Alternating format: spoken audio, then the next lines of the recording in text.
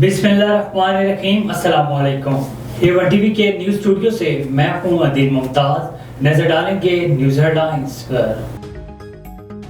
कौमी असम्बली तहलील हुए 3 दिन हो गए, निगरान वज़ीर-ए-आज़म का फैसला न हो सका।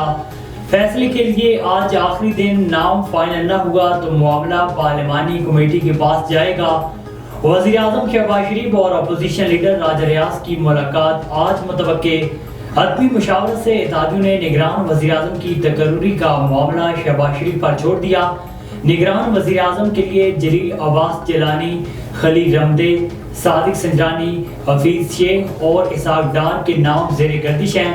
इधर सदर आरिफ अलवी ने वज़ीर-ए-आज़म और अपोजिशन लीडर को खत लिख दिया, जिसमें निगरान वज़ीर-ए-आज़म का नाम जल्द तजवीज़ करने का कहा। सदर की जानिब से खत लिखने पर वज़ीर-ए-आज़म बरम डॉक्टर आरिफ अलवी को आइन पढ़ने का मशवरा दे दिया। सिंध का निगरान वज़ीर आला कौन बनेगा, मुशावरती अमल शुरू।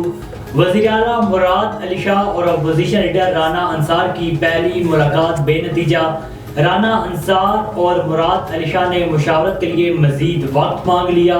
हुकूमत की जानिब से सदीक मेमन, मकबूल बाकिर और मुबीन जमानी का नाम तजवीज़। अपोजिशन लीडर की जानिब से तजवीज़ करदा नामों में रिटायर्ड ब्यूरोक्रेट शामिल।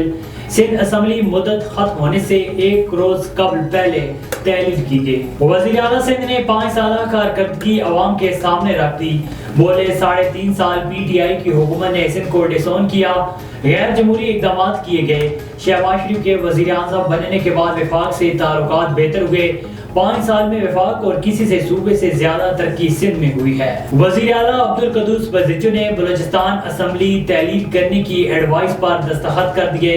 वज़ीर आला की एडवाइस आज मंजूरी के लिए गवर्नर बलूचिस्तान को भिजवा दी जाएगी।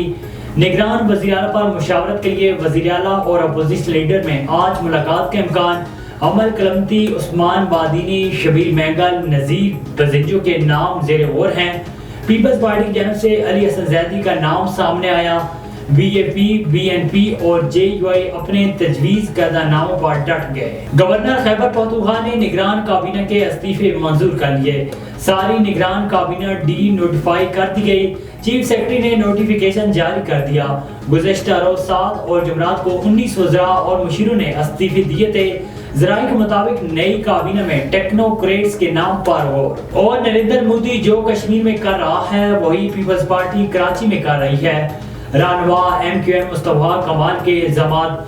बोले कराची का पानी चोरी हो रहा है, सही गिनती नहीं हो रही।